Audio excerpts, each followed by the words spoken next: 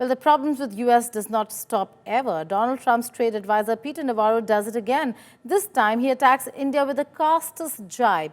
He goes on to blame Brahmins for exploiting the Indian people. In the US, Brahmin in the sense means rich business families where Boston's wealthy elite were once called the Boston Brahmins. The Boston Brahmins were a community of rich, well-educated Protestants in Boston, most prominent as a group in the 1800s, and the first of them flew decades of the 1900s, so to say. The Trump advisor had earlier attacked India and accused it of funding the Russian war by buying Russian oil. He had called India Maharaja of tariffs and even called India Russia's laundromat. Recently, the relations between India and the US have soured due to additional tariffs slapped on India, following which India has the largest tariff rate in the world, up to 50% now. Despite the low in the relations, India says that talks with the US continues to find a resolution. But now, President Trump has posted on Truth Social as to why tariffs were needed. Seems like he is feeling the heat of the tariffs on the home front. He said, and I quote, or he wrote, and I quote, "What few people understand is that we do very little business with India, but they do a tremendous amount of business with US. In other words, they sell us massive amounts of goods, their biggest client, but we sell them very little." He added, "They have now offered to cut their tariffs to nothing, but it is getting late. They should have done so years ago. Just some simple facts for people to ponder." Is this about people pondering back home here in India, or on the home front in the United States of America, where the president could be feeling the heat of the economic strains in the country? Rohit Sharma joins me from Washington, D.C. Rohit, thank you so much for joining me. Let's begin with the social media post itself, and then we'll work ourselves backwards. What do you make of this? Is this Trump feeling the heat of tariffs on the home front, the domestic front? Look, the meeting at SCO, the images, frankly, the videos of the leaders enjoying candid movement has not been lost on anybody in America. All major US media outlets have been reporting about it. Talk about Washington Post, Wall Street Journal, New York Post, CNN, ABC. All of them have been talking about what happened over the weekend in China. So I think this is some kind of a realization that President Trump may have had.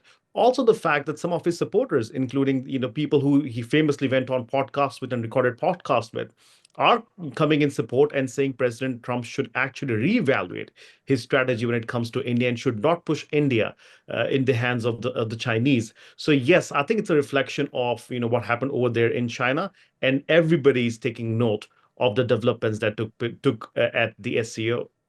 But he's also made an interesting point. He says that they have now offered to cut their tariffs to nothing. He's been saying it repeatedly, Rohit, but that certainly is not true because engagement is still continued and there has been no forward movement. This would have been a huge official announcement should that have been India's policy. I agree 100%, Geeta. There's no official communication from anybody that India is offering that to the US, not from the Indian side. Nobody's communicated that from the US side. So if President Trump is saying that, maybe people around him had advised him, that is what it could be on the table, but there's no official who's confirmed that. The other part is you also have to look at, there are growing concerns, and people have been asking the question to the Trump administration on two things. First, why are the Chinese not getting these secondary sanctions? That's number Right. one. Number two, what is the administration doing with trying to run down this relationship with India? What does the US achieve by that? So I think, this is another way of pivoting towards, tariffs and trade and whatnot. I think That's the right. administration is not clearly answering the question that the US media is asking the administration. And finally, Rohit, about Peter Navarro's comments. Brahmins, a casteist jibe, don't think he understood the importance or the relevance of that word here in India. It has created massive uproar in the country. But did he just mean wealthy people in India, or was it more than that? Is it the Boston First Brahmins things he's first, referring to? first things first, Geeta, for the record, we were the first ones to break that news when he Absolutely. posted that. So we should take credit where due. Number one. Number two, I don't think he understands that, but what he was trying to do, and a day before that, he'd posted a picture of Prime Minister Narendra Modi, I think was meditating at a temple. And then to come out the very next day and talk about Brahmins, I really don't think he understands the context of it.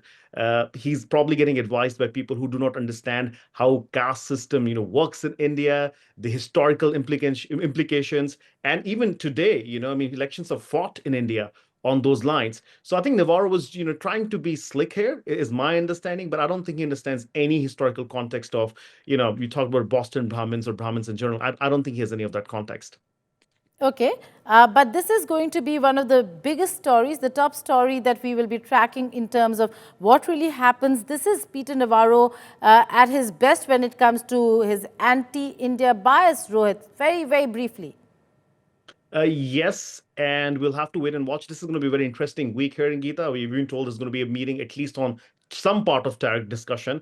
Then you go into UNGA, and then there's a deadline of President Trump that he's set for the Russians. So we'll have to wait and watch how this all evolves. But right now, I think everybody in India has taken note of how India is moving away from the US and are partly blaming President Trump and his advisors who have thrown this relationship honestly down the water. Okay, we'll have to wait and see how that really pans out for India, for the United States of America, and for the RIC. Rohit Sharma, thank you so much for joining us.